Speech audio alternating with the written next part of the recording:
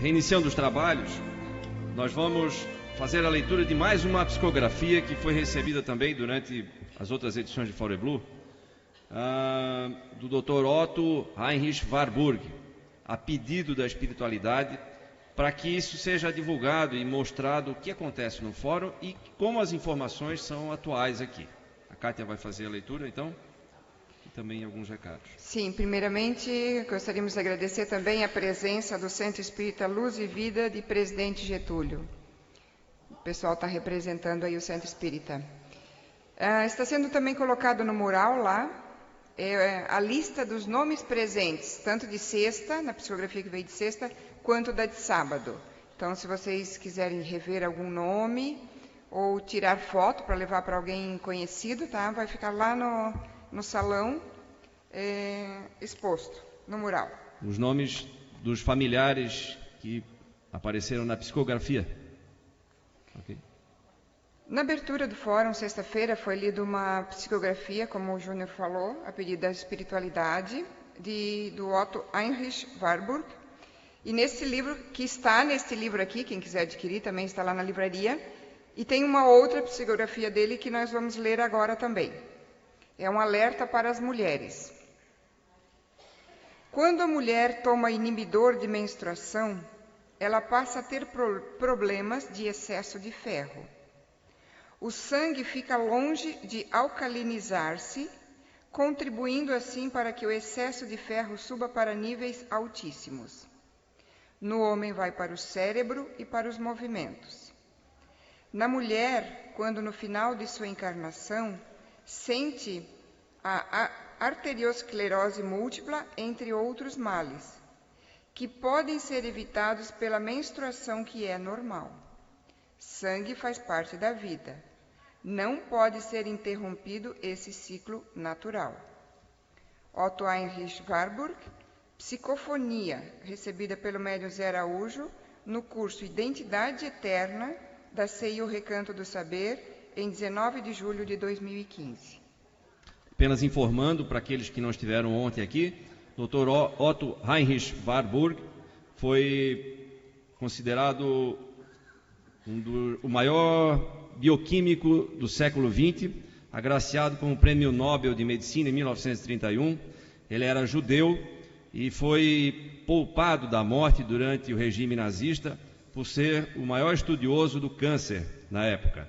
E Hitler o poupou da morte justamente por ter perdido a mãe com câncer, então ele queria que os estudos continuassem. E do laboratório do Dr. Otto Heinrich Warburg saíram outros 3 prêmios Nobel de Medicina. Até hoje, os estudos empreendidos por ele e sua equipe ainda são, de certa forma, boicotados e não são utilizados, muitas vezes, no tratamento do câncer, por uma confusão, uma desinformação talvez, por confundir o Dr. Otto com um colaborador do regime nazista e, na verdade, ele apenas foi poupado da morte para que continuasse seus estudos. Então, nós recebemos aqui, então, a obrigação, a tarefa de divulgar isso. E, como a Kátia falou, entre outras psicografias contidas nesse livro, Ensinamentos de Outra Dimensão, estão essas do Dr. Otto. Nós temos aqui psicografias da Madre Teresa, enfim, Irmã Lúcia, Caibá Schutel, algumas psicografias dele, que aconteceram aqui no fórum e também lá na CEIU. Então, quem quiser adquirir, é muito interessante, psicografias de utilidade realmente para um grande número de pessoas. Vamos prosseguir então a nossa programação. Agora a palestra com o tema A Saga Evolutiva do Espírito Terráqueo. Nessa palestra, o nosso palestrante desenvolve a história de como surgiu a primeira encarnação do espírito humano na Terra e sua trajetória. Quem vai falar sobre esse tema é o Dr. Vladimir Sanches, físico, formado pela USP, com especialização em engenharia nuclear pela Escola Politécnica da USP e engenheiro civil. É mestre e doutor em ciências pela USP e especialista em gerenciamento de recursos hídricos, presidente do Instituto de Pesquisa e Ensino da Cultura do Espírito, IPESC, Com vocês, Dr. Vladimir Sanches.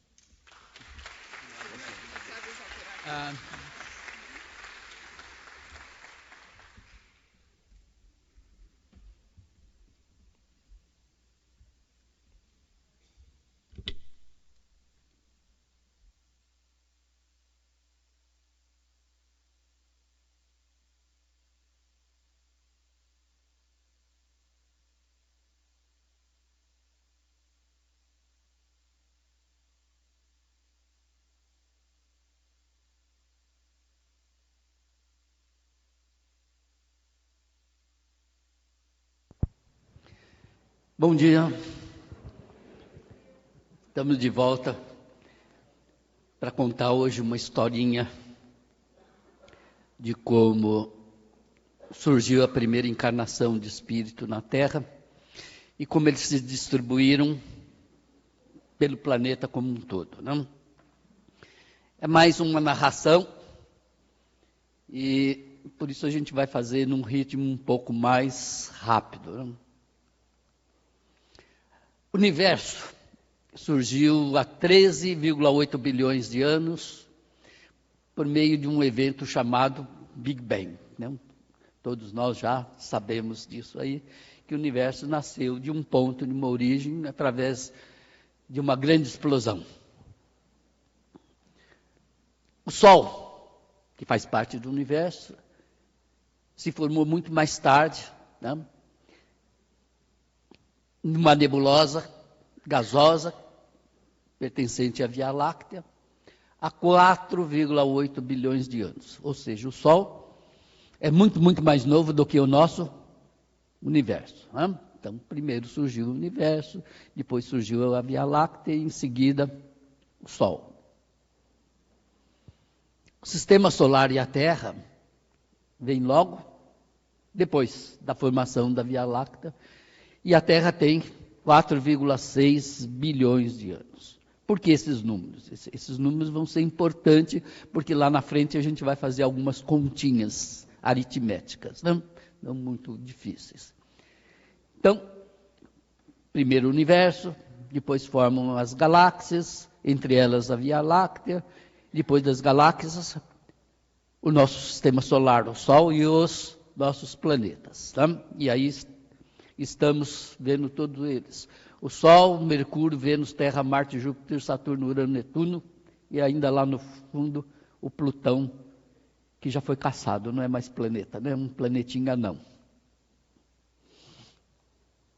A inteligência primordial, ou aquilo que o Kardec chama de princípio espiritual, vai surgir nos mares da Terra, na forma de uma estrutura que a ciência chama de coacervados, há 3,8 bilhões de anos.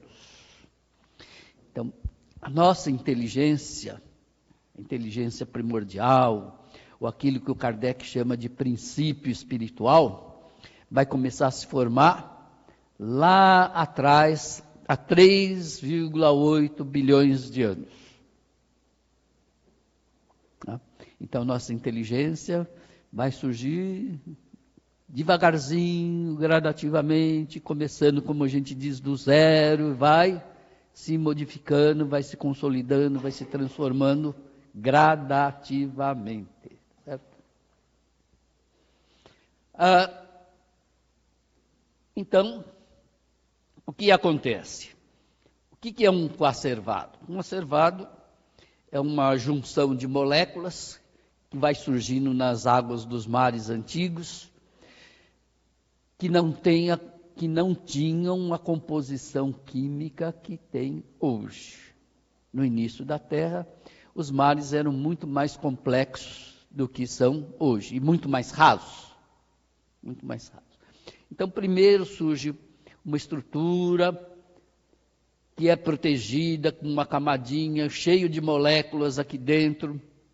Essas moléculas vão se unindo, vão se tornando cada vez mais complexas, e se tornando cada vez mais complexas, vão formando aglomerados de moléculas aqui dentro, olha, sempre dentro, sempre protegida por uma camadinha externa, para evitar que a própria pressão do meio ambiente vai destruindo essas ligações de moléculas. Então, aqui a gente está vendo um aglomerado de moléculas, aqui outro aglomerado de moléculas, aqui outro.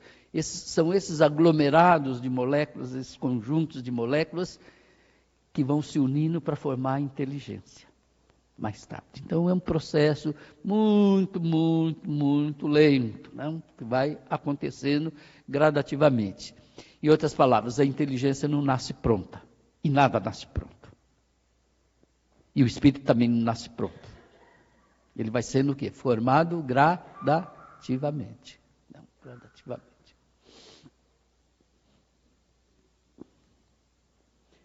Então, surgiu então a primeira inteligência primordial, que a gente chama na forma de coacervados.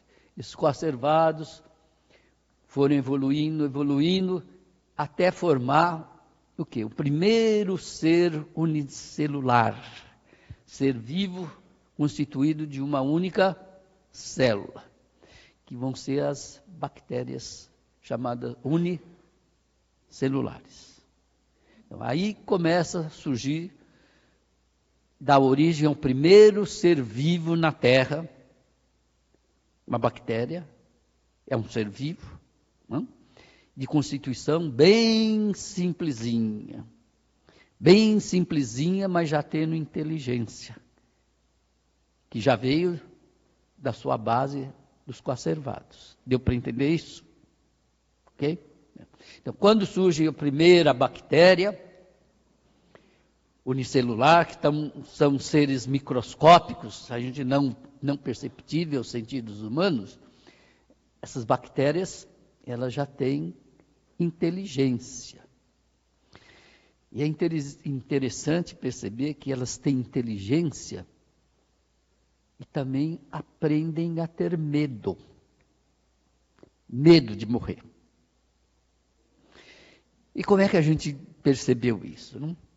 Então, no laboratório se fez algumas experiências, colocando essas bactérias aqui dentro de uma lâmina para poder enxergar no microscópio, não? E dentro dessa lâmina tinha uma resistência, como se fosse a resistência do ferro elétrico. Né? E naquela resistência colocou uma série de bactérias. E ligou na corrente elétrica. Então, à medida que a lâmina ia esquentando, essas bactérias estavam dentro de uma bolinha de água. À medida que a lâmina foi esquentando, o que acontecia com a bolinha de água? Esquentava também, certo? Quando a bolinha de água começou a esquentar, as bactérias quiseram fugir da bolinha. Porque a bolinha já estava quente, suficientemente quente, ameaçando a vida delas. Então, a primeira tendência instintiva era o quê? Fugir dali. E aí, então, a gente percebe que o primeiro ser vivo que a gente conhece, as bactérias, já tem inteligência, inclusive medo de morrer. Ou seja, o instinto de sobrevivência começa a atuar desde cedo. Desde cedo. Se o instinto de sobrevivência começa a atuar desde cedo nessa forma de bactéria, que o Kardec chama de princípio inteligente, significa que ela tem o quê? Uma vida inteligente. Por que uma vida inteligente? Porque ela começa a perceber a diferença de ambiente. Aquele ambiente que lhe é propício a viver e aquele ambiente que lhe é hostil à vida. Isso é inteligência? Sim, a gente diz que inteligência é a capacidade do quê? De resolver problemas novos. Dito de uma maneira simples. Ora, eu tenho um problema. Qual é o meu problema? Não morrer bobamente. Se eu tenho um problema que é não morrer bobamente, eu preciso tentar resolver esse problema. Evitar o meio que seja hostil o suficiente para me matar. Isso é um resquício de inteligência, sim, um resquício de inteligência. Né? Então, a gente vai ver que essa primeira bactéria unicelular, ela instintivamente e intuitivamente já pressente o perigo que lhe afeta a vida. e procura fugir. Se procura fugir, é porque está usando a inteligência para encontrar um meio de solucionar o problema. Tá? Então, a bactéria é o primeiro ser vivo que nós encontramos na natureza e vai evoluir ao longo do tempo. Né? Então, a evolução do reino animal, que o reino animal todo, como um todo, Kardec chama do quê? De princípios inteligentes. Né? Todo o reino animal, com exceção do homem, então o reino dos animais inferiores, o Kardec chama de princípios inteligentes. Né? Está lá na pergunta 22 do Livro dos Espíritos. O que é espírito? Espírito escrito com letra minúscula. E a resposta é: os espíritos são os princípios inteligentes do universo.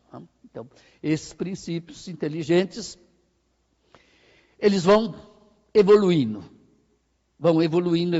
ao longo desses 3 bilhões de anos, até chegar numa espécie de macaco de 4 pés, com rabo, chamado Australopithecus, que na tradução, né, latina significa macaco da região sul. Há 2,7 milhões de anos. A gente já não está falando mais de 3,8 bilhões de anos. A gente já percorreu a escala do tempo muito lentamente e chegamos ao quê? A 2,7 milhões de anos, ou seja, ali atrás. Esses Australopithecus, esses macacos, tinham um cérebro da ordem de volume. O volume do cérebro tinha aproximadamente 500 centímetros cúbicos.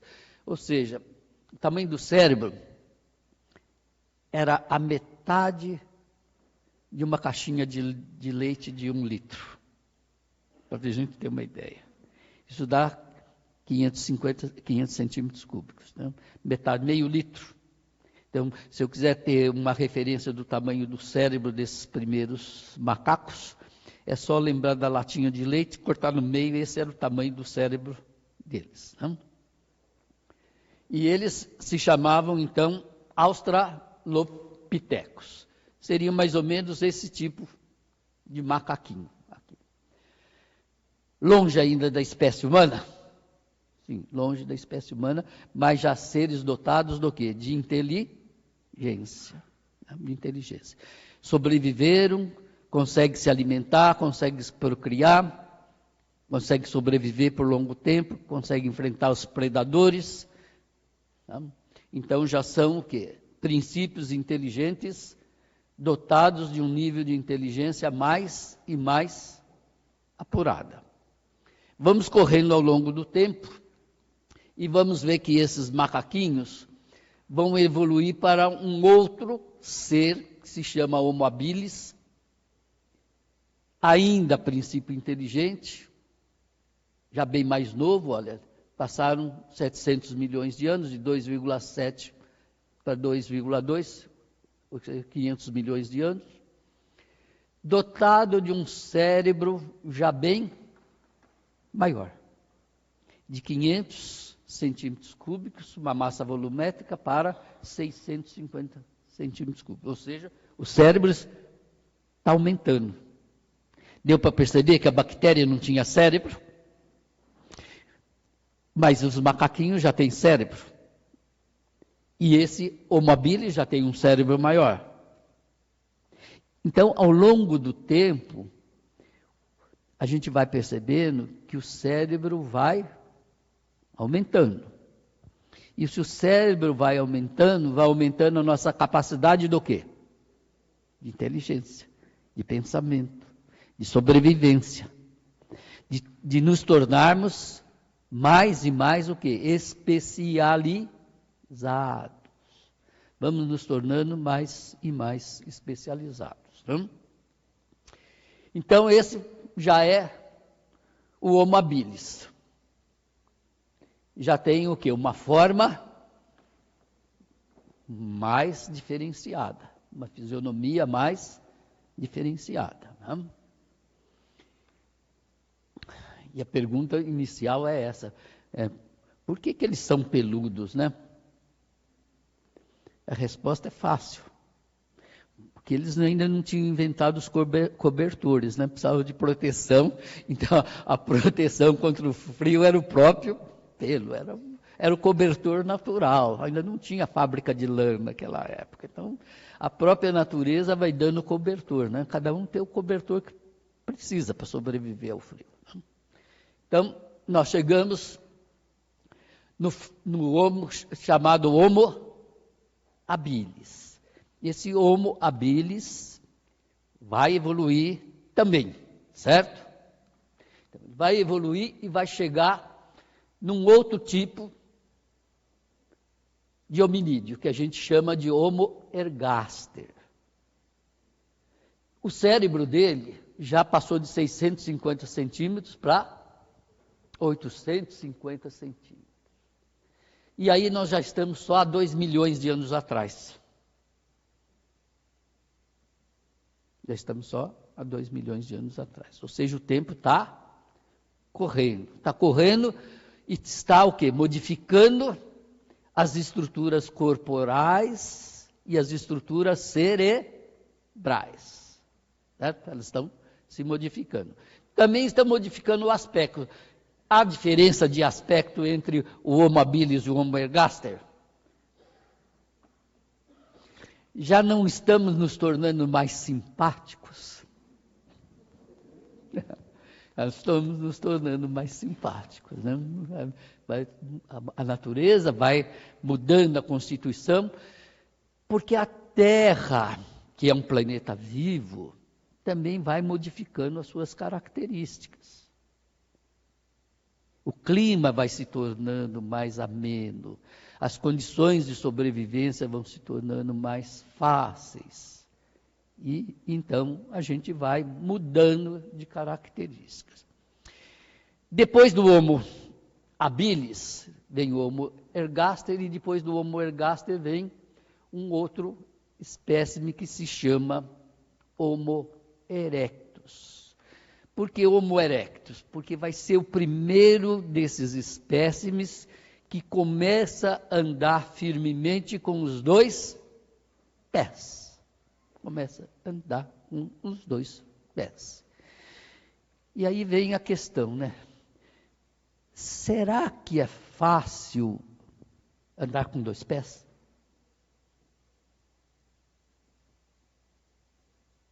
Nós estamos acostumados a andar com 2 pés. Mas será que foi fácil sair do estágio de andar com 4 pés para andar com 2 pés? Será que foi fácil? Não, gente. É um desafio às leis naturais andar com 2 pés. Porque, veja bem, quando eu dou um passo para frente, para andar, eu estou produzindo um desequilíbrio no meu corpo muito grande, por causa da força da gravidade que atua fácil de cima para baixo. Quando eu coloco o pé na frente, o que está acontecendo comigo? Eu estou desequilibrando todo o quê? O meu corpo. Então, se eu estou dando um passo para frente, a minha tendência é cair. E no começo todo mundo caía. Então, eu tenho que fazer o quê? Uma força para trás. Senão eu caio. Então, eu dou um primeiro passo, mas eu tenho o segundo pé aonde? Aqui, preso, firme, para não me deixar cair. Porque enquanto eu estou dando um passo para frente, eu estou desequilibrado, mas como o meu pé de trás ainda está reto, está aqui reto, o que acontece com a gravidade? Continua atuando aonde? No meu pé, que a gente chama pé de apoio. É por isso que a gente não anda assim. E não anda assim. Tá? Então, para fazer o movimento que aparentemente hoje para nós é muito simples, para eles não foi simples. Eles estavam tentando contrabalancear o efeito de uma lei natural muito forte, que era a lei da gravidade. Então, levou quase 400.000 anos para resolver esse problema. Quando surge, então, o Homo erectus já começa o quê? Caminhar com 2 pés. E aí o Homo erectus, evidentemente caminhando com 2 pés, não vai mais viver na árvore. Porque agora ele dominou o quê? O andar no solo. Dominou o andar no solo. Se eu dominei o andar no solo, eu não preciso mais da árvore. Na árvore eu precisava dos 4 pés e do rabo, que era o meu 5º pé. Porque o rabo não me deixava cair. Quando eu pulava de galho em galho, quem me sustentava no equilíbrio era o meu rabo, que enroscava lá e me segurava. Então, essa é uma conquista muito grande que faz o ser vivo sair da fase de princípio inteligente para a fase do quê? De um ser inteligente. E isso ele conseguiu porque o cérebro dele saiu do estágio do quê? De 850 centímetros cúbicos para 1.000 centímetros cúbicos. Ou seja, o Homo habilis agora tem um cérebro do tamanho de uma caixinha de leite, de 1 litro. E isso, será que isso é importante? Bem, isso é importante porque a neurologia vai nos mostrar que com um cérebro desse tamanho, que a gente vai ter uma quantidade suficiente de neurônios que vão permitir formar conjuntos que levam informação para um determinado lugar, trazem informação desse lugar para outro e permite que a informação circule por todo o meu cérebro. Ora, quando eu passo a ter um cérebro que permite que a informação vá para determinados lugares, saia desses lugares e vai para outro, e que circule, eu passo a adquirir o meu autoconhecimento, ou seja, eu passo a ter uma noção de quem eu sou. Eu passo a ter aquilo que a gente chama-se de individualidade, ou o autoconhecimento. Por exemplo, se nós pegarmos um gorila de hoje, ele tem um cérebro menor que o nosso, tem um cérebro de 850 ainda centímetros cúbicos, igual ao Homo ergaster. Se você colocar o gorila diante do espelho, ele não se reconhece. Ele não consegue ver no espelho ele. Então ele não tem ainda o quê? Um conhecimento de si mesmo. Ele não tem aquilo que o Kardec chama de uma emancipação intelectual.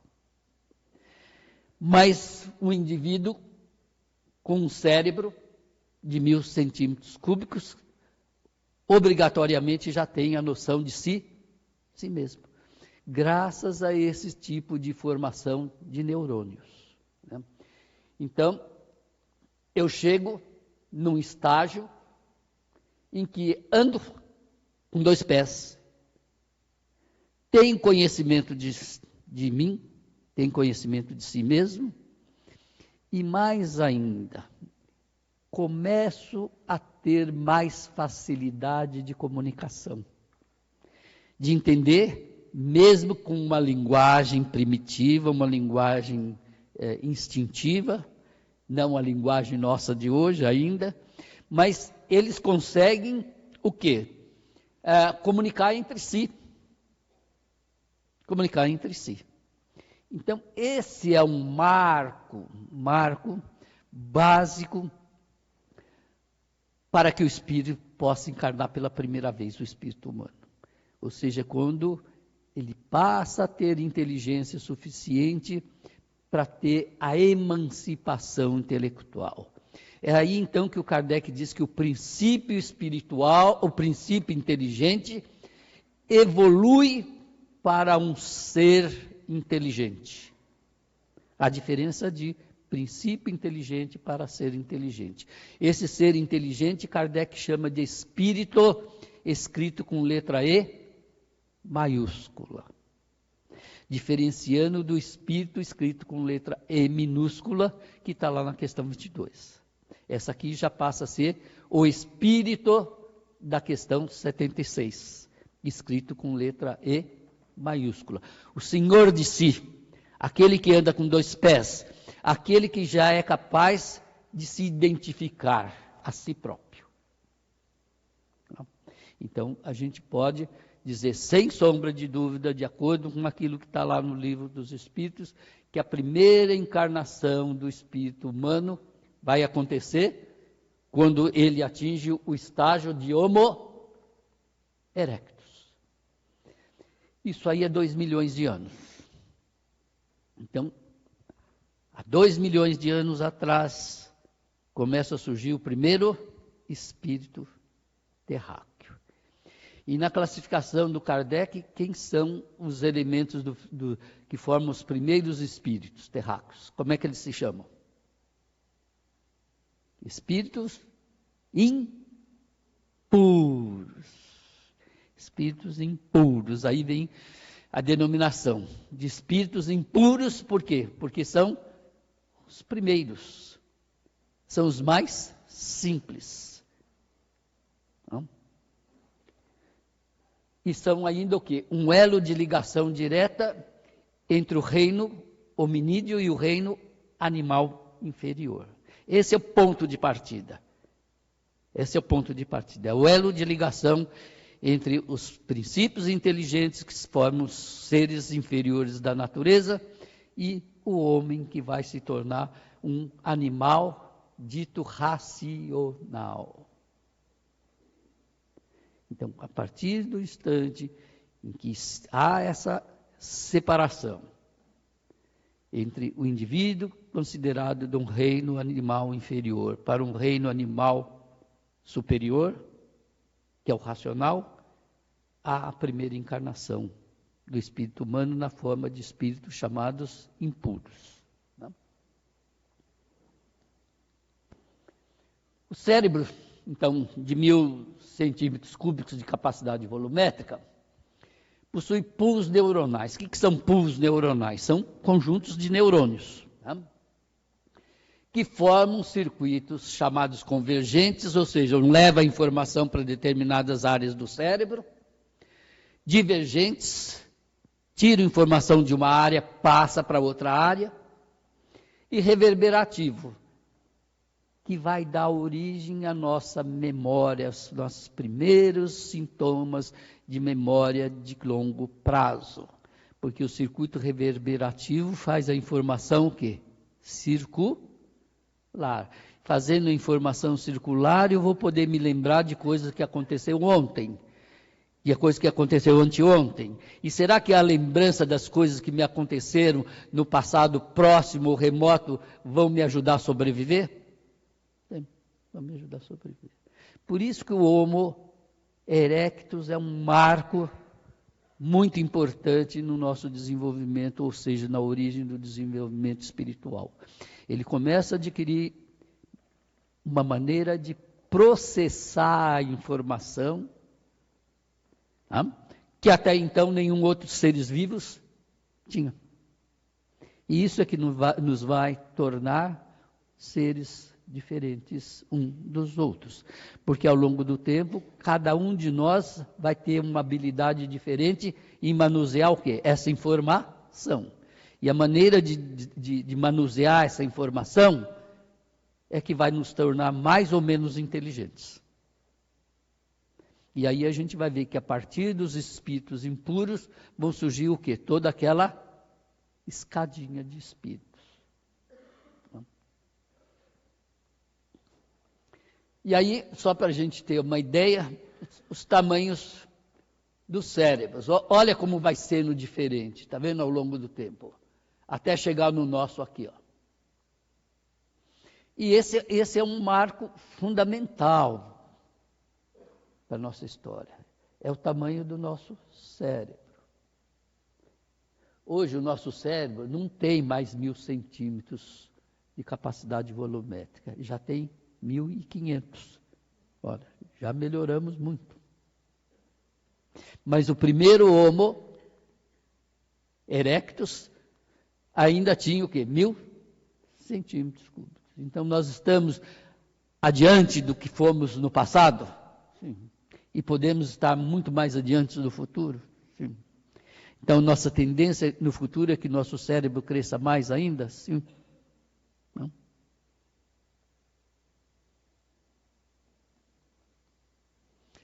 O Homo erectus, na forma de espírito humano encarnado, então, passa a utilizar mais a inteligência do que o instinto. Até então, a predominância do uso era do quê? Do instinto. Mas quando eu ganho um cérebro de 1000 centímetros cúbicos, novamente insistindo nisso porque isso é muito importante, que me permite fazer a informação circular pelo meu cérebro e de relembrar da informação de tudo aquilo que aconteceu ontem, que aconteceu anteontem, eu passo a ter um cérebro poderoso. Porque já não permite que eu erre facilmente nas coisas que foram ruins no meu passado. Por exemplo, se eu estava morando numa caverna escura, junto com alguns intrusos que apareciam, como leão, leopardo, né? E que comiam a gente dormindo. Quando eu adquiro um cérebro desse tamanho, logo em seguida eu vou descobrir o fogo. E ao descobrir o fogo, eu já não vou dormir mais no escuro e não vou dormir mais com leão, com leopardo, porque eles vão ter medo de se queimar. Então eu já passo a usar a minha inteligência no termo do quê? De aprimorar o meu estilo de vida. Vou descobrir que com o fogo eu posso me alimentar melhor, eu não preciso mais comer carne crua, eu não preciso comer mais alimento duro. Tá? Graças o quê? Ao tamanho do meu cérebro que vai aumentando. Então, eu vou deixando de usar mais o instinto e vou procurando o quê? Solução de novos problemas que melhoram a minha qualidade de vida. E isso graças, novamente, ao crescimento do tamanho do meu cérebro. Então a gente diz assim, mas quem dirige o corpo não é o espírito? Então, quem dirige o corpo é a mente do espírito. Mas a mente do espírito não precisa de um cérebro bom para ela atuar? Mesmo eu tendo uma mente boa, se eu não tiver um cérebro bom, o que acontece? Não tem comunicação mente-cérebro. Se não tem comunicação mente-cérebro, quem comanda o corpo é o cérebro. Quem dá as ordens é a mente do espírito. Mas quem comanda quem é? O cérebro. Se eu não tenho um cérebro bom, eu não vou ter condições de ter atitudes boas. Então, o Homo erectus, na forma, então, de primeiro espírito humano encarnado, passa a usar mais a inteligência do que o instinto. Tá?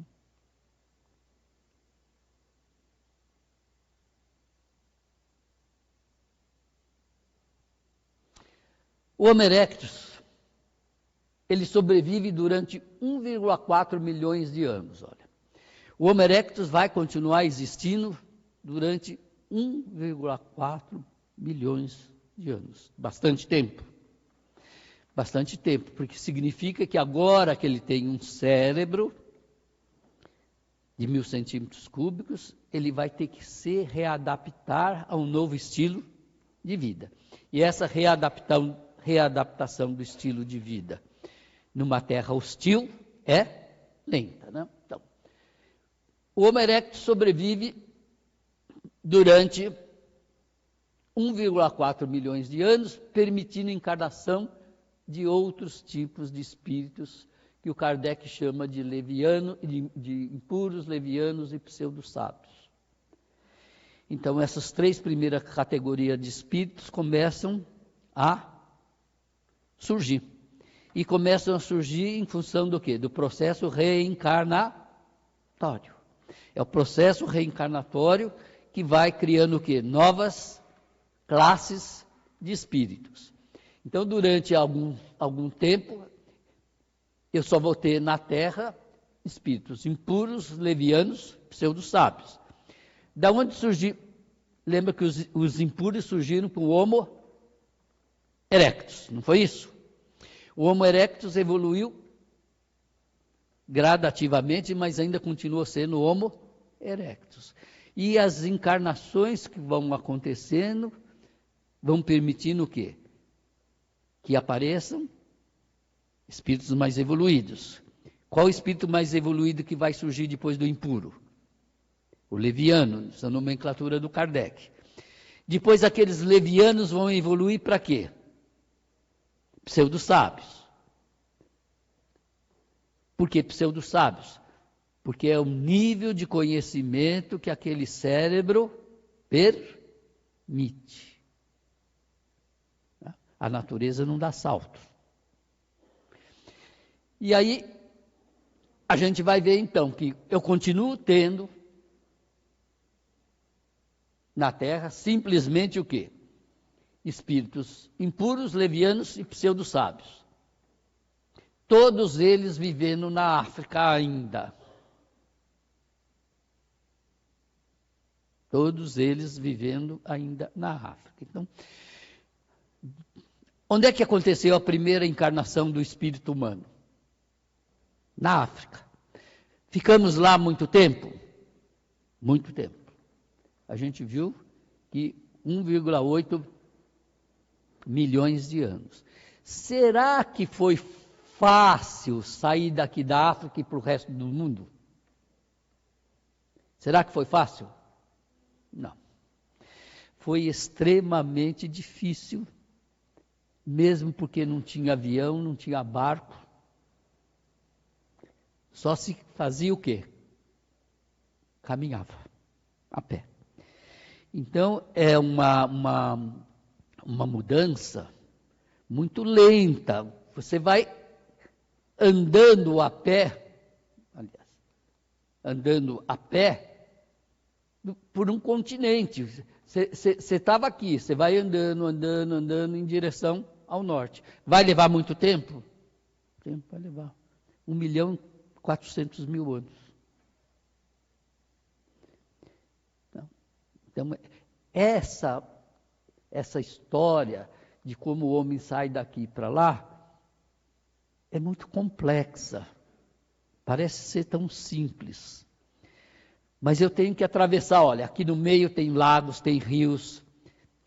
Como é que eu vou atravessar um rio com mulher e filhos sem saber nadar? Como é que eu vou atravessar um rio com mulher e filhos sem saber nadar? Cheio de jacaré, de hipopótamo. Como é que eu vou atravessar um continente com mulher e filhos, com chuvas, neves?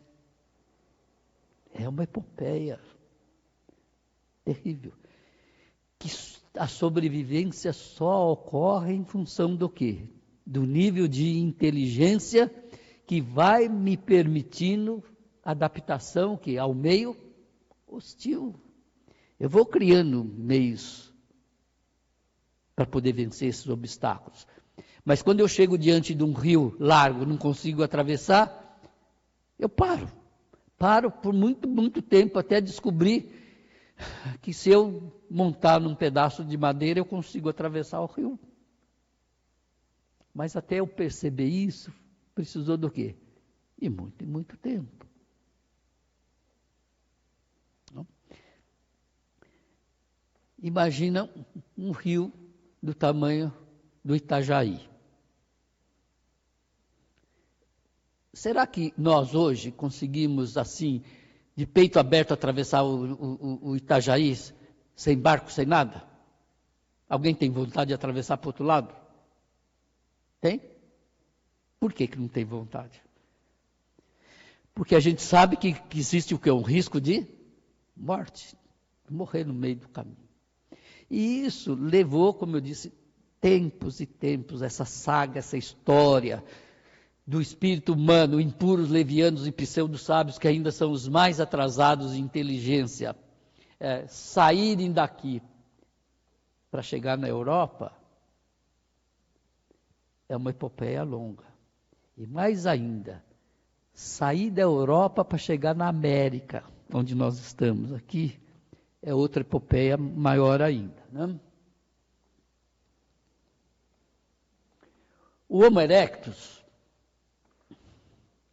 evoluiu para um outro indivíduo mais bem dotado intelectualmente há 350 mil anos atrás, apenas há 350 mil anos atrás, que se chamou, pela ciência, Homo sapiens de Cro-Magnon. Cro-Magnon é uma região da França, onde se descobriram os esqueletos desses hominídeos, né? Então, a gente vai ver que só há 350 mil anos, o nosso cérebro já tinha o quê? Massa de 1.250 centímetros cúbicos, já tinha crescido mais.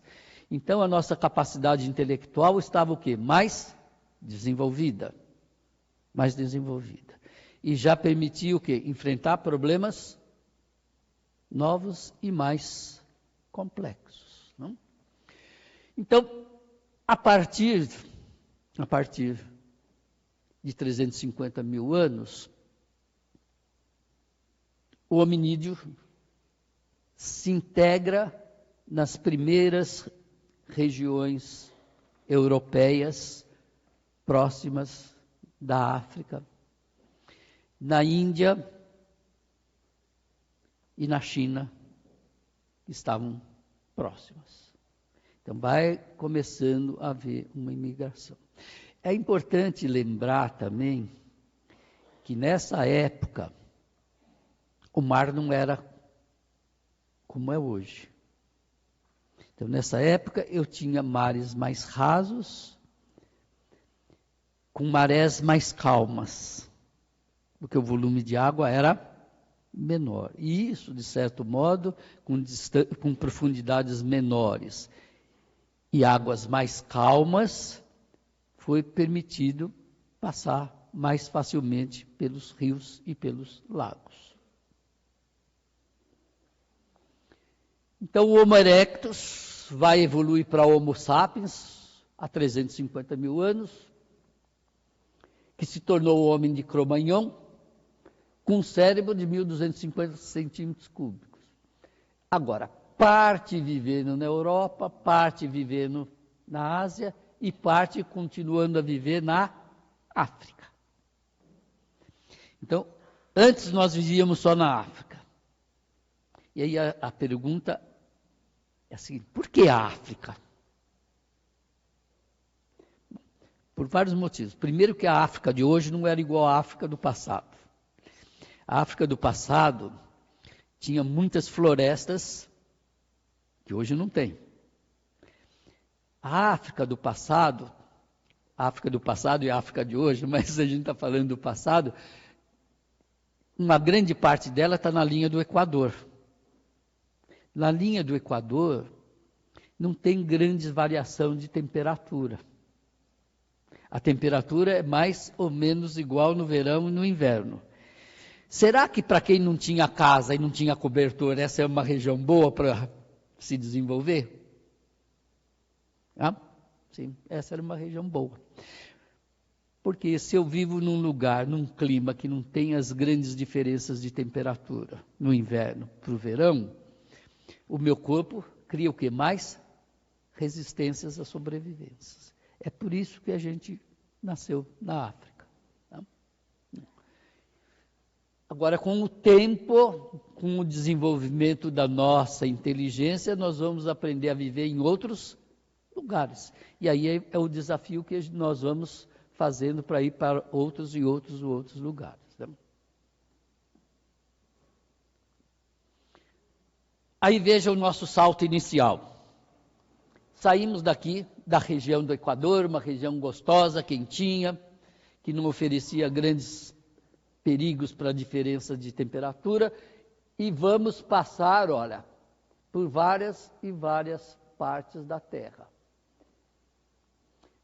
É importante observar, por exemplo, vocês estão vendo nessa flecha aqui, olha, que do início, nós hominídeos, só vamos percorrer no quê? Lugares onde não tem mar. Só vamos percorrendo onde não tem mar, porque ainda não descobrimos navios, não fizemos navios, não fizemos aviões, não fizemos balões. Então, a única maneira de ir de um lugar para outro era a pé. Então, eu tinha que ir para os lugares que não tinham oceano no caminho. E observe aqui que as ilhas, as Filipinas e até a Austrália, praticamente, tudo isso aqui era contínuo, uma faixa de terra contínua, tudo ligado a uma outra. A gente vai ver que mais tarde, depois que a Terra passa por um período de degelo, primeiro tem um período de gelo, depois de degelo. Quando há um período de degelo, tudo que é gelo vira o quê?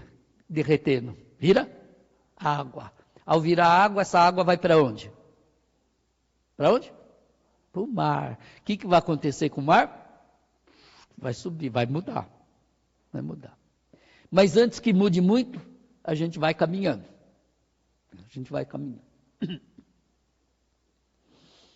O Homo sapiens de Cro-Magnon se associa a um outro tipo de homo, de espécie chamada de Neandertal. Neandertal era uma outra região, mas da Alemanha, na região mais próxima do que hoje é a Alemanha, há 35 mil anos, olha só, 35 mil anos, já estamos muito próximos de hoje, tá? Com outro tipo que tinha vindo da África e foi para lugares diferentes. Então, esses dois tipos daqui vão se cruzar. E a gente vai perceber que o cérebro deles já está da ordem do quê? De 1.250 centímetros cúbicos. Como é que a gente sabe que o cérebro desse pessoal foi mudando com o tempo? Pegando os esqueletos e medindo o tamanho do cérebro. A gente vai calculando a massa cerebral deles. Ou seja, se não houvesse arqueologia, se não tivesse descoberto esses esqueletos, a gente não ia ter essas informações. A gente só tem essas informações porque a arqueologia foi descobrindo os esqueletos, as caveiras, e o pessoal foi medindo o tamanho dos crânios e foi chegando a essas conclusões. Não? Ora, veja que diferença, como nós já estamos mais bonitinhos. Nós já estamos mais bonitinhos, há 35 mil anos atrás. Já moramos aonde? Num apartamento, com vista para o mar. Ou temos uma casa de campo, Já temos um cachorrinho domesticado, não é mais o lobo. Daqui a pouco eu vou ter uma vaquinha, um cavalinho, um carneirinho. O meu cérebro vai, com essa massa aqui, me permitindo ter o quê? Um estilo de vida melhor. Olha, já tenho roupa da moda. Sem manga. Não precisa de desodorante ainda. Tá? Sem manga. Está o bebezinho lá com a tanguinha dele. Não tinha fralda, mas já tinha uma tanguinha de gato. Tá? Ou seja, já temos uma forma mais bonita e uma cabeça melhor. E isso vai permitir, com esse cérebro, a encarnação do quê? De novos espíritos mais evoluídos. Porque se nós já chegamos nesse estágio, é porque houve o quê? Encarnação de espíritos mais inteligentes.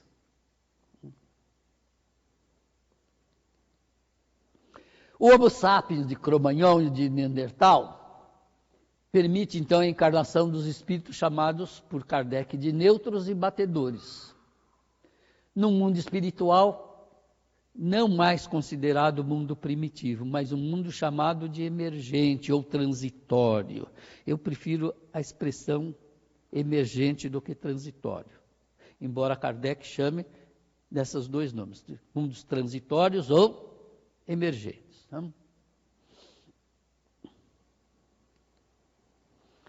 Ou seja, na nossa pirâmide evolutiva, eu continuo tendo o quê? Espíritos impuros, levianos, pseudo-sábios, neutros e batedores, vivendo num corpo cujo cérebro é de 1.250 centímetros cúbicos de capacidade volumétrica. Já consigo fazer muitas coisas há 30 mil anos atrás. E vou perceber que é a partir dessa época que começa a surgir um sentido de religiosidade mais apurado. Porque é a partir daí que se descobre que o ser morto é enterrado. Até então, quando as pessoas morriam, elas ficavam no ambiente. E se diz que até hoje a gente tem medo de barata e asco de barata, porque na época que a gente morria e ficava abandonado, o corpo era consumido por quem? Pelos vermes, pelos bichos, pelos insetos. E normalmente o corpo que estava lá abandonado era coberto de baratas, né? Coberto de baratas. E que quando você matava uma barata e pisava nela e saía aquele muco de cor pastosa, o pessoal achava que aquilo era a carne que a barata tinha comido do corpo. Daí na nossa memória de longo prazo é que veio o conceito de asco e medo de barata. Porque a gente está cansado de saber que a barata é inofensiva. Mas se alguém chegar aqui no auditório e dizer, olha uma barata, a reação vai ser, né? Se puder levantar o pé, todo mundo vai levantar o pé, achando que a barata vai subir pelo pé, né? É uma coisa que a gente vai herdando do passado e não sabe bem porquê, mas está lá registrado o quê? Na nossa memória de longo prazo. E se está registrada na nossa memória de longo prazo, é graças ao quê? Aos nossos circuitos do quê? Reverberativos, os circuitos dos nossos neurônios que vão permitir que a informação circule por ele. Tá?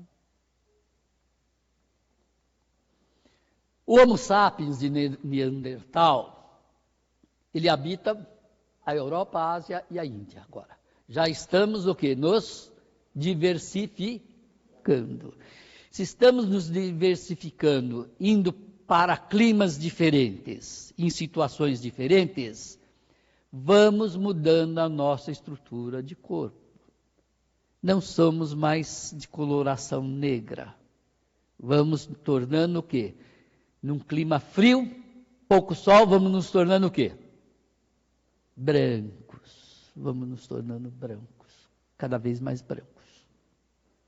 Só que não acontece isso da noite para o dia. E ao habitarmos regiões que tem muita neve, o que vai acontecendo com os nossos olhos? Vão se tornando maiores ou mais espichados? Vão se tornando o quê? Mais espichados. Por que mais espichados? Por causa da reflexão da luz.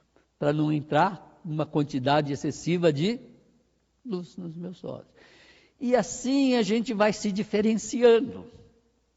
Um detalhe daqui, outro detalhe dali, vai mudando a coloração do olho para azul, para verde, não é mais negro.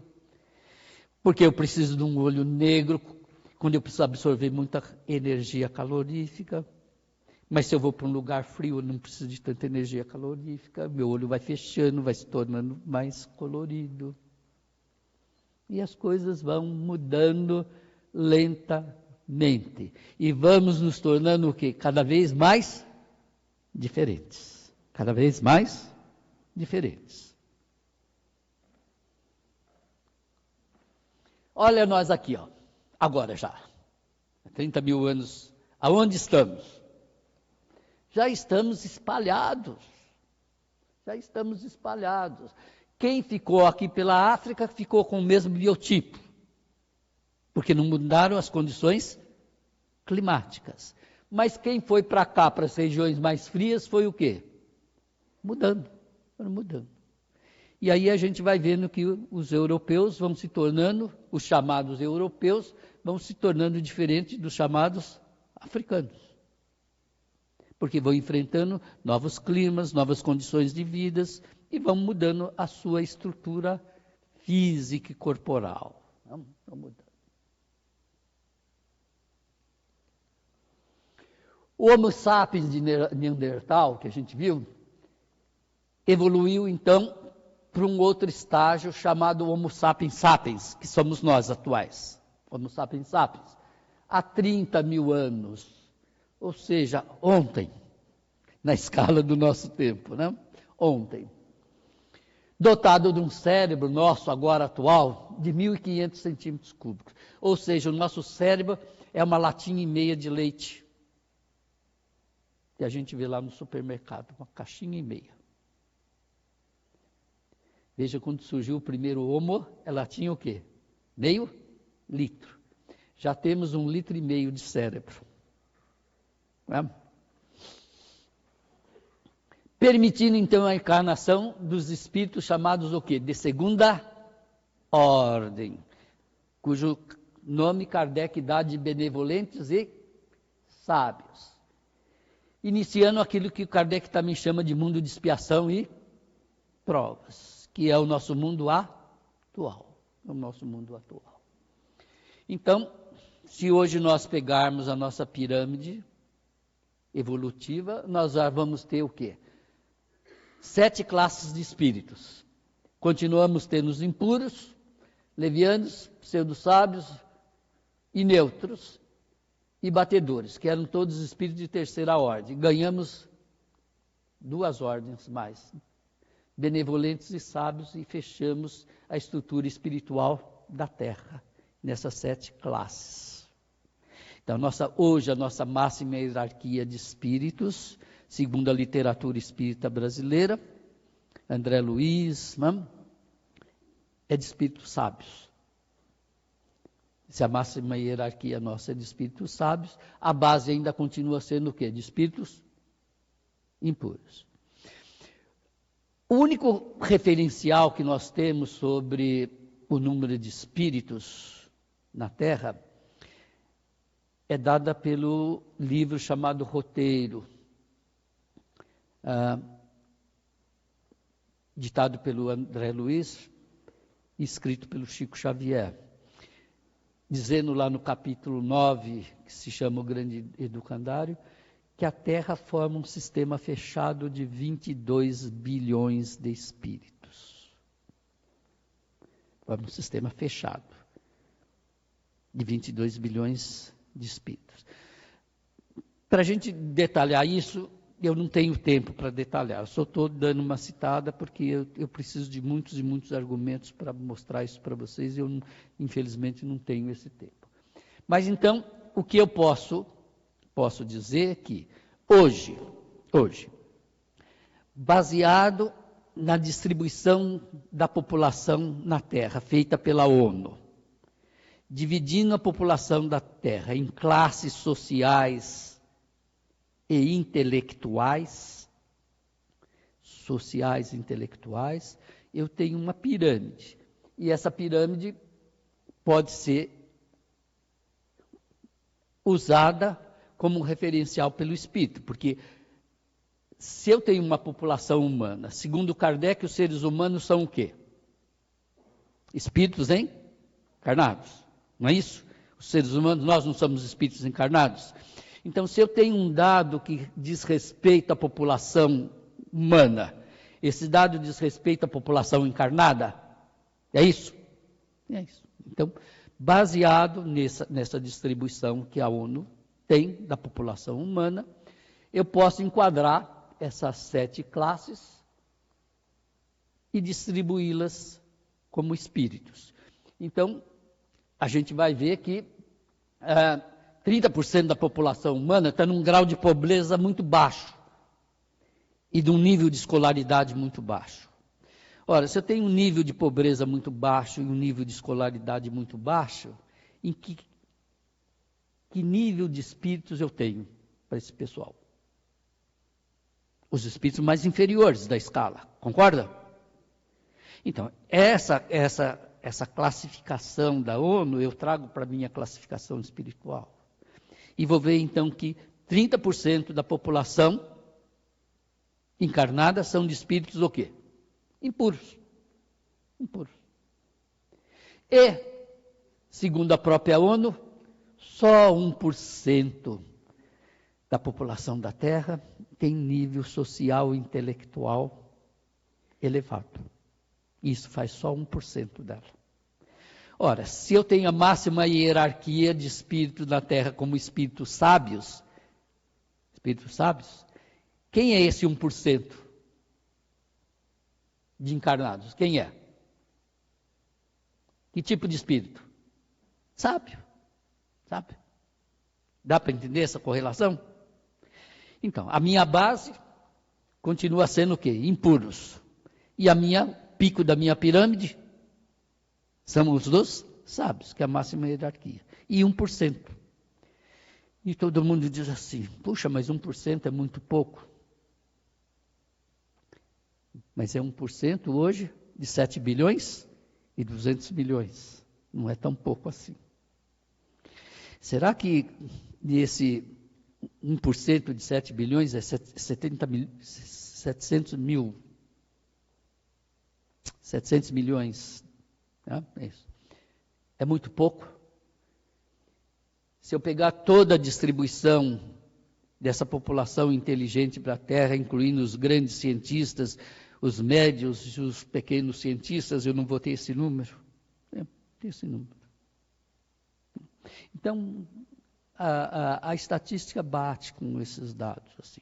Aparentemente parece ser muito estranho, mas se nós formos pensar direitinho no que é um espírito sábio, encarnado, a gente vai ver que esse número está realmente coerente. Não? Arqueologia e antropologia mostram que a origem dos povos americanos, que atualmente se chamam de índios, começou a ocorrer apenas há 25 mil anos. A gente viu que saímos da África e fomos para onde? Para a Europa e para a Oceania, chamada Oceania, em direção à Austrália. Mas ainda não tínhamos chegado aonde? À América. Não tínhamos chegado à América. Será que foi simples chegar à América? Não foi tão simples assim, né? Por isso que a última fase da imigração humana é exatamente para a Europa, é exatamente para a América, porque não foi muito fácil chegar à América. Vamos ver então como é que nós conseguimos chegar à América. Né? Tá aí, ó. O novo caminho que eu vou ter que fazer para chegar na América do Norte, América Central, América do Sul e no Brasil. Quando Pedro Álvares Cabral chegou aqui, já existia gente aqui? Já existia espírito encarnado aqui? De onde eles vieram? Dos foguetes? Dos aviões? Das embarcações? Não. Também vieram a pé. Também vieram a pé, era a única maneira de vir. E se vieram a pé, precisaram do quê? De condições especiais para poder chegar aqui. E aí é outra história interessante, né? Se precisou de condições especiais para chegar aqui, quem chegou? Quem foram os nossos antepassados que viraram índios? Será que os nossos antepassados que viraram índios eram aqueles que estavam aqui? Ou eram aqueles que estavam mais perto? Era óbvio que eram os que estavam mais perto, né? Então, quem estava mais perto da América conseguiu chegar à América. Quem estava mais longe não veio. E aí a grande pergunta: nossos índios, os índios americanos, os maias, os incas, são descendentes de quem?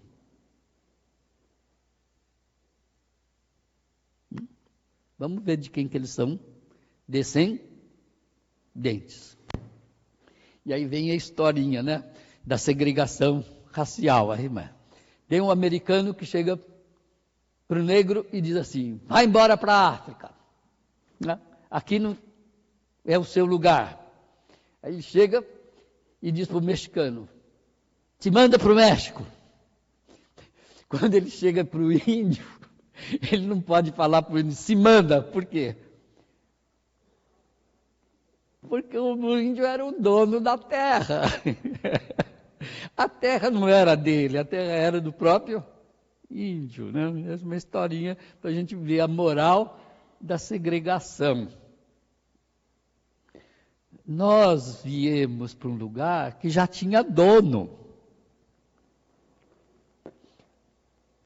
Nós somos os invasores. Esse lugar já tinha dono. E dono que chegaram aqui com muito e muito sacrifício. Não foi fácil, como a gente está vendo, mesmo os mais próximos que estavam aqui para chegar aqui. Então, esses humanos, que são considerados espíritos encarnados pelo Kardec, não vieram todos de uma vez. Eles foram vindo em quê? Em pequenos grupos, continuamente, ao longo de 13.000 anos. Eles continuaram vindo durante 13.000 anos. Vieram então do quê? De regiões provenientes da atual Sibéria para o Alasca. E aí a pergunta é: bom, mas se eles vieram da Sibéria para o Alasca, entre a Sibéria e o Alasca tem o quê? Tem gelo e tem o mar, o Estreito de Bering, tem água. Tem água. E não tinha barco. Então, a pergunta é: como é que eles atravessaram? E a resposta é: quando eles atravessaram, não tinha mar ali. Não tinha o Estreito de Bering. Senão eles não teriam atravessado, né? E a gente vai ver por que não tinha mar naquela época.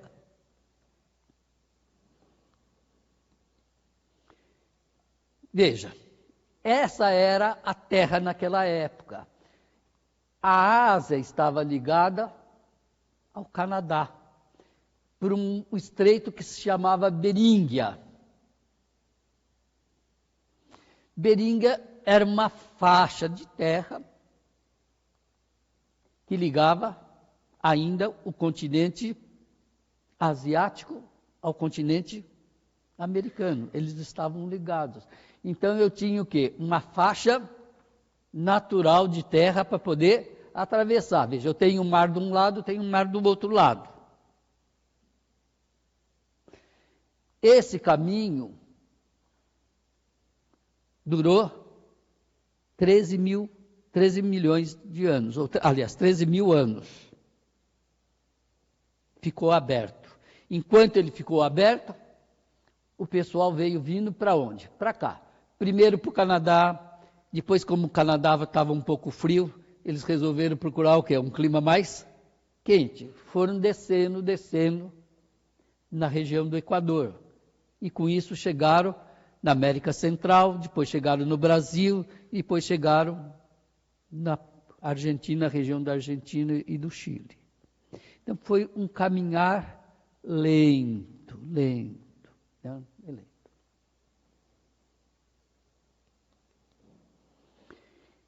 Eles atravessaram então a faixa de terra estreita e plana, que se chamava Beríngia, numa época em que o nível do mar naquela região era baixo, como a gente viu. Essa é a rota de migração. Então, os primeiros habitantes, os primeiros índios americanos, sul-americanos, brasileiros, foram descendentes de quem? Quem que morava nessa região aqui? Os mongóis que moravam aqui. Isso mostra por que os nossos índios, os índios americanos, tinham olhos puxados. Tinham olhos puxados, porque eles vão ser descendentes direto de quem morava aqui. E quem morava aqui eram os mongóis. Isso ocorreu pouco antes, durante a última idade do gelo, conforme se representa, então, nos mapas que se seguem. Olha, o que aconteceu? Houve uma era glacial. Nessa área glacial, o gelo se concentrou na região dos polos. Só que essa era glacial foi mudando com o tempo. O gelo foi derretendo. Foi fazendo o quê? Aumentando o nível do mar. O nível do mar, com o degelo, subiu 180 metros. Ao subir 180 metros, o que aconteceu? A terra que estava unida, aquela faixa de terra que estava unida, se separou. O mar invadiu. Então, a faixa que estava contínua deixou de existir, acabou a rota de migração. Quem passou, passou. Quem não passou, só vai passar quando descobrir os navios.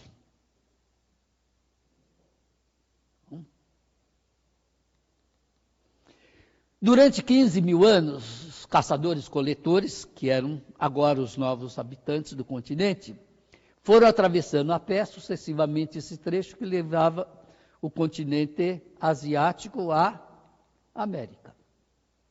E foram, então, encontrando o quê? Um novo ambiente de vida. Inicialmente, um ambiente de vida frio, que foi fazendo com que eles descessem em direção ao sul, que era mais quente.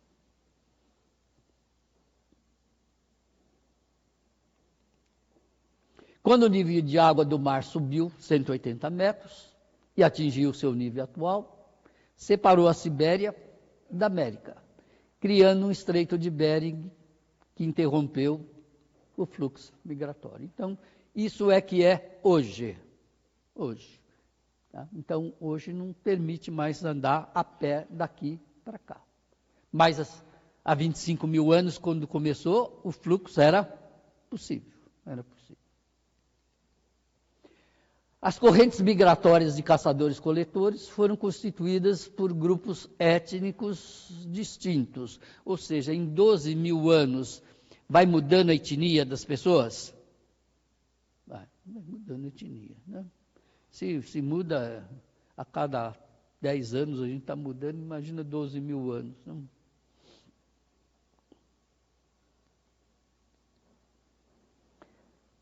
Então, vamos mudando as etnias, mas vamos mantendo, de certo modo, o mesmo DNA. E essa é uma questão importante. Por que a gente sabe que aconteceu tudo isso? Porque se analisa o quê? Os DNAs. E a gente percebe que os DNAs são os mesmos. Se são os mesmos povos.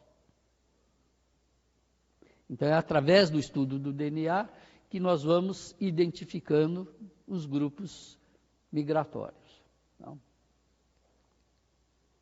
Os últimos deles foram os povos, então, mongoloides, que estavam na Mongólia. Né? Eu não sei porque até hoje a gente usa o mongoloide como pejorativo. Né? Os mongóis eram povos muito inteligentes e ativos, não tinham nada de depreciativo como a gente coloca hoje, né? Pejorativo. Então, se nós observarmos, então, as feições dos índios, a gente vai ver claramente, olha, são mongóis. Mongóis. Os traços étnicos são mongóis. Quando Colombo chegou à América, já havia 54 milhões de habitantes que eram espíritos encarnados na América. Ou seja, quando Colombo chegou aqui, já tinha dono. Já tinha dono. Só que os donos não tinham o quê? A cultura europeia. Porque eles ficaram segregados. Eles não tiveram contato. Ao passo que os europeus tiveram muito contato entre si e evoluíram muito mais rapidamente.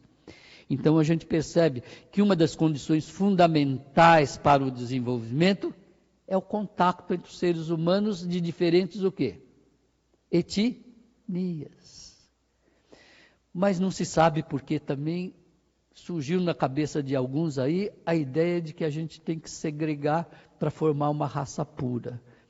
Gente, a história mostra que a gente nunca vai conseguir fazer uma raça pura. Se existe uma raça, essa raça deveria se chamar raça humana. Porque todos nós tivemos a mesma origem e somos produtos do mesmo DNA.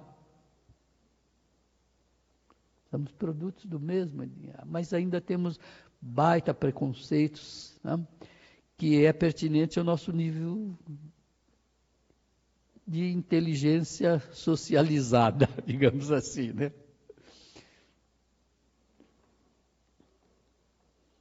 Eles estavam distribuídos assim. 25 milhões ficou na América do Norte. E habitaram as diferentes regiões que viriam se tornar os atuais estados americanos. Então, quando Colombo chegou, já tinha 25 milhões só nos Estados Unidos. E não estamos levando em conta o Canadá, né? 12 milhões na América Central. E a gente vai ver que a etnia dos índios vai mudando à medida que eles vêm para o sul. Olha, os da América Central já são um pouco diferentes do que? Dos que ficaram na América do Norte.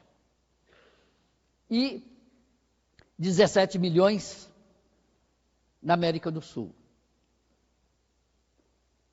Que vão se tornar, a gente vai ver dois grupos. Um que vai migrar em relação ao sul, passando pelo Pacífico. E o outro que vai migrar para o Brasil, indo para a região amazônica e nordeste. No Brasil, a população era de 4 milhões no período pré-colombiano, caindo para 300 mil em 1997. Veja que mortandade de índios a colonização portuguesa provocou. Diferentemente dos Estados Unidos, que se matou muitos índios nos Estados Unidos, mas muito menos do que no Brasil. O trabalho escravo indígena foi uma coisa terrível. A doença que o branco trouxe na forma de gripe, sarampo, foi outro fator de uma mortandade muito grande.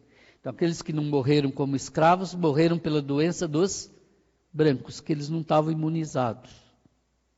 Mas para a gente sair de 4 milhões para 300 mil, foi uma mortandade que muito grande. Ou seja, a morte foi muito superior do que o índice de nascimento.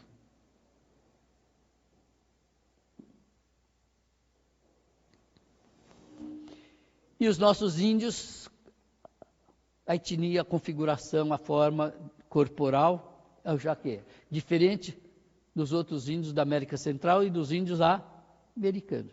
Quem vai fazendo essa mudança? O meio ambiente. O meio ambiente que vai produzindo o quê? Essa mudança de forma corporal. Mas não muda o DNA. O DNA muda muito lentamente. Muito lentamente.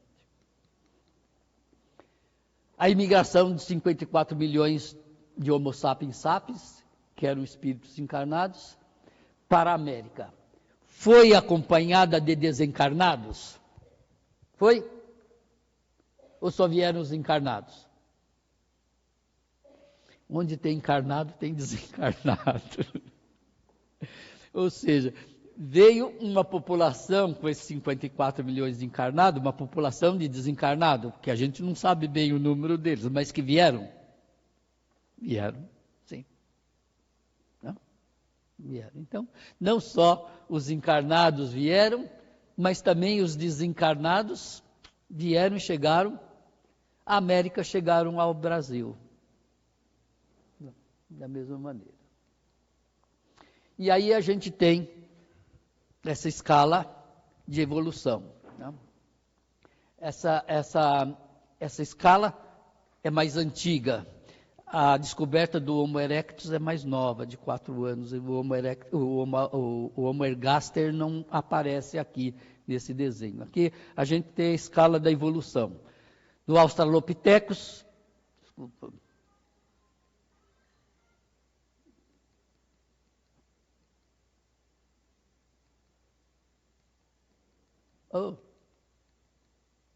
desculpa, eu que estou. 2 minutos para eu corrigir o meu erro, de apertar o botão errado.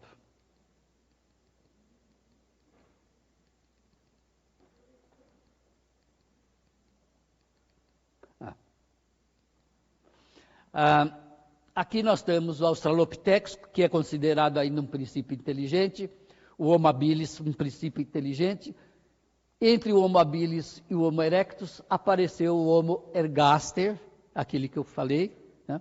Que o cérebro desse era de 650 centímetros cúbicos, aqui de 1.000 centímetros cúbicos, e o ergaster de 850 centímetros cúbicos está aqui no meio. Vai para o Homo sapiens até chegar a nós, Homo sapiens sapiens. E aqui está a escala evolutiva dos espíritos. Aqui no Homo sapiens sapiens, nessa classificação, eu tenho impuros, levianos, pseudo-sábios, neutros, batedores, benevolentes e sábios. Tá? Tá todos eles inseridos nesse grupo daqui. Esses desencarnados faziam parte da grande família espiritual de imigrantes, ou seja, quando eu venho como migrante encarnado, vem junto comigo muitos elementos da minha família espiritual que estão acompanhando. Então, a migração do encarnado traz também consigo a imigração dos desencarnados, que pelo menos têm relações de afinidade com aqueles que estão aqui. Na realidade, o que a gente tem é que ao redor dos encarnados sempre transitam o quê? Os desencarnados. Então, para onde a gente vai, sempre vão alguns desencarnados afins. Não? Então, minha grande pergunta, será que lá na minha casa aparece algum espírito? No meu trabalho aparece algum espírito? Não? Aqui tem alguns espíritos? Falando em espírito, no desencarnado, sim.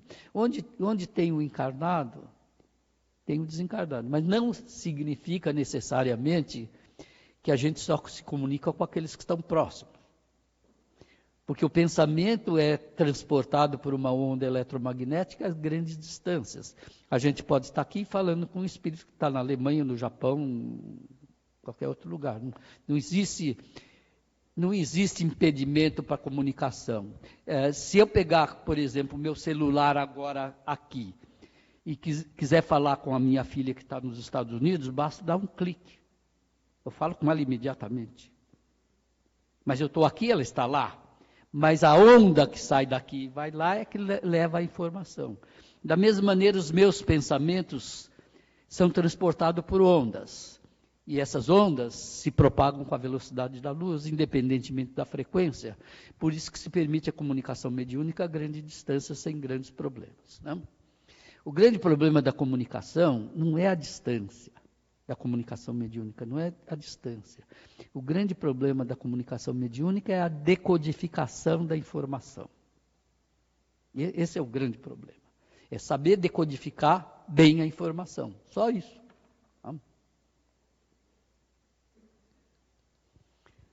Interrompida a imigração dos encarnados, também cessou a imigração do quem? Dos desencarnados, né? E aí a gente vai ter o quê? O grupo, aquilo que eu disse para vocês. Quem passou, passou. Quem não passou, vai ter que esperar as grandes navegações. Ela só foi reiniciada depois do ciclo das grandes navegações da Europa para a América. Aí, novamente, veio um monte de português para o Brasil encarnado. E muitos desencarnados também. Muitos encarnados também. Então, não, como eu coloquei para vocês, a migração do encarnado traz consigo um número indefinido de desencarnados. Não sei quantos, mas vem. Não vem todos, muitos ficaram. É por isso que a gente tem os nossos afins espalhados por uma vária região. Vocês viram como aconteceu a imigração. Será que eu tenho muitos afins na Europa, no Japão, nos Estados Unidos? Sem dúvida. E isso no processo reencarnatório é uma ferramenta muito importante, né? Porque a gente também só vai encarnar por afinidade. Só vai encarnar por afinidade. Se a gente fizer um cálculo aritmético simples, a gente vai ver que em cada encarnação eu tenho, levando em conta a escala mundial, 64 oportunidades de ter uma mãe. 1 em 64, é um número bastante expressivo, né?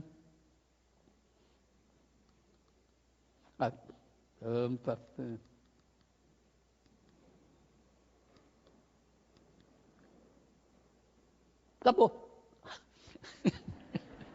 Acabou. Estou no meu tempo ou ainda tem um pouquinho mais de tempo?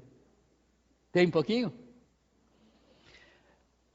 Nem sempre a gente consegue, com as palavras que usamos, atingir a todos. E esse é um problema nosso.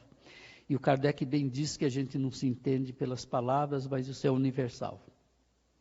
Não é só aqui, é um processo universal. O outro processo natural também é que nós não conseguimos fixar a atenção em alguma coisa por mais de 6 minutos sem ter um pico de depressão. Então, a cada 6 minutos, a gente dá uma, como se diz, uma cochilada e às vezes perde o raciocínio. Mas mesmo assim, é sempre proveitoso a informação, é sempre... Alguma coisa fica, alguma coisa incomoda, e a coisa que incomoda é a melhor coisa, porque aquilo que incomoda nos faz pensar. Aquilo que vem do encontro que a gente já espera não significa muita coisa, porque é trocar 6 por meia dúzia. E o que realmente é importante é aquilo que nos incomoda. É aquilo que à primeira vista a gente não concorda. Aquilo que à primeira vista a gente não concorda é que vai ficar martelando a minhoquinha na nossa cabeça. E quando a minhoquinha entra na nossa cabeça, a minhoquinha quer encontrar um caminho para sair. E é aí que a gente começa a entender as coisas. Tá? Muito obrigado.